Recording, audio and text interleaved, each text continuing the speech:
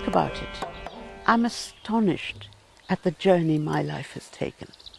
From a rather exclusive English school in Simla, where I was born, to a secondary modern in London. I was 12. Nobody would even see me, let alone admit me to a grammar school. So a secondary modern it had to be. We came to England in 1946, just after the war. It was a time of austerity, but I can't remember being aware of shortages. And there were brushes with Wales. I didn't know it was a different country at the time. I remember songs like The Minstrel Boy, The Men of Harlech, The Bells of Aberdyfi.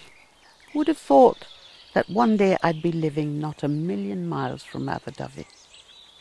I remember at least two Welsh teachers too, Miss Prosser and Mr. Byrne.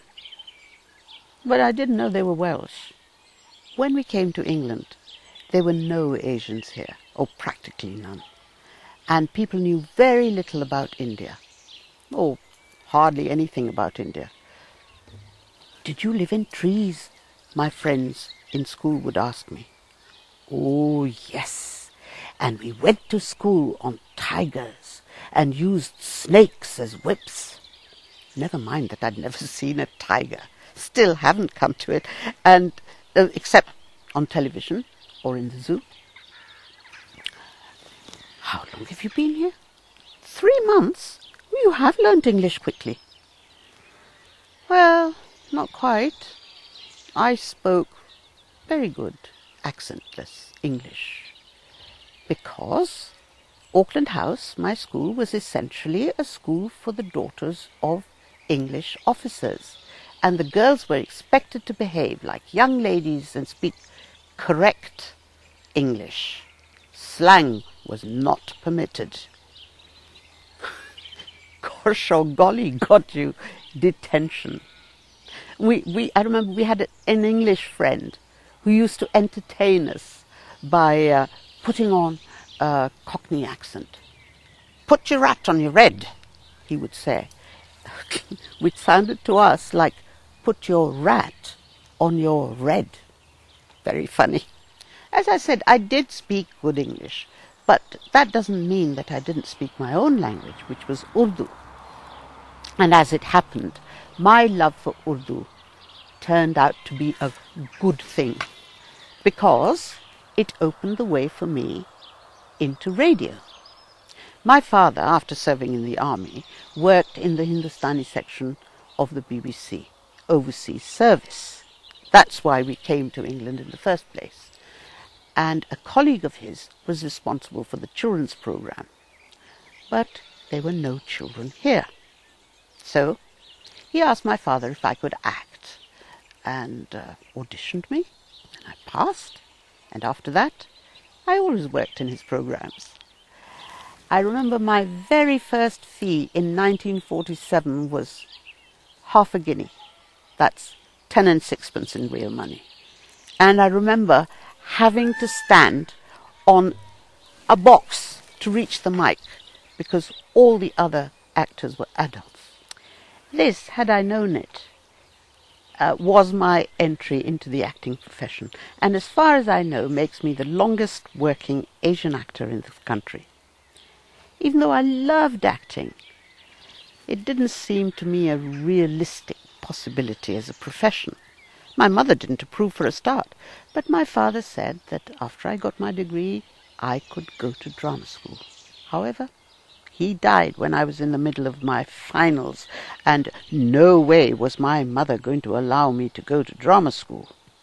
I was permitted to work in radio, and I did a few things for the BBC in Urdu and English, even German.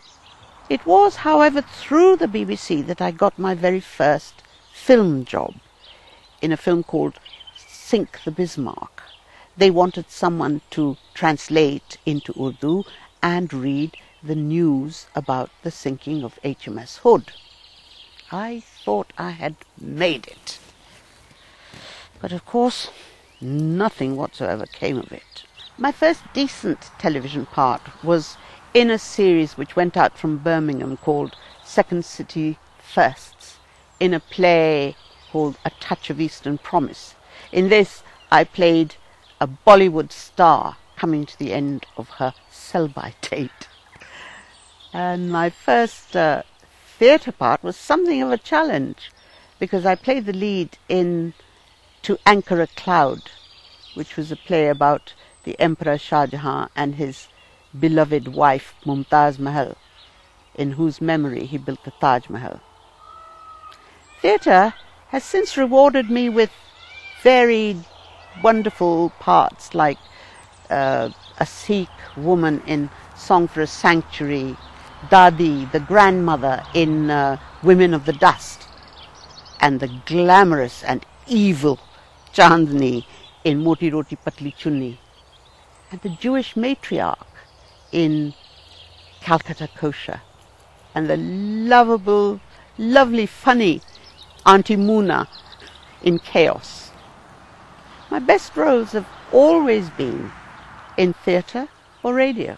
Over the years, work had come in, and although there was a considerable Afro-Asian presence in this country by that time, it wasn't evident in either film or television. So I joined the Afro-Asian Committee of Equity, the Actors Union, in order to persuade the powers that be that we too ought to be represented on the media. We would meet writers, directors, producers, casting directors, and it was jolly hard work and didn't make us popular. We were told that our presence would unbalance plays, that our accents were difficult to understand, that, the writers didn't know enough about our backgrounds, and that we didn't have enough experience, and we couldn't act anyway.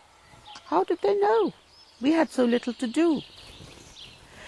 Thank goodness things are immeasurably better now.